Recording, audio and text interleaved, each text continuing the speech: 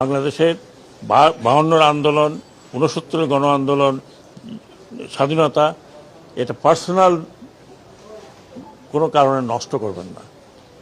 এটা জাতীয় সম্পদ। আপনারা আসুন, যারা রেগুলার করতে চান। এখানে মারামারি কোনো লাভ নেই। আরও কিছু লোকের মৃত্যু আমরা চাই না। অলরেডি 400 থেকে 500, তারও হয়তো তারও বেশি মারা গেছে উভয় পক্ষে। পুলিশের এই অবস্থা হয়েছে, আনসারের এই অবস্থা হয়েছে। আর আমরা যদি উস্কানি দিতাম তাহলে আপনারা টিকতে পারতেন না আর্মি ফায়ারে। আমরা আর্মিকে মানা করেছি যে ডোন্ট ওপেন ফায়ার। কারণ কাকে মারবেন আপনি? আপনার এই পুলিশকে দিয়ে কাকে মারিয়েছেন?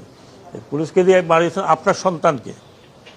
আপনার সন্তান না হয়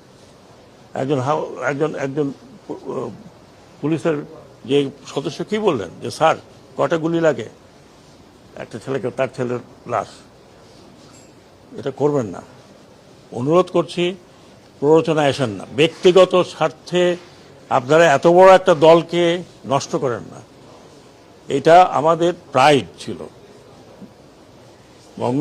বঙ্গবন্ধুর স্বপ্ন ছিল। নষ্ট করবেন না, এটা আপনার নষ্ট করার কোনো অধিকার নাই। এটা বাংলাদেশের সম্পত্তি। আর এই যদি স্বপ্ন কেউ মনে করে যে এইটা করে আবার এটা কাউন্টার রেভলিউশন করে আসবেন,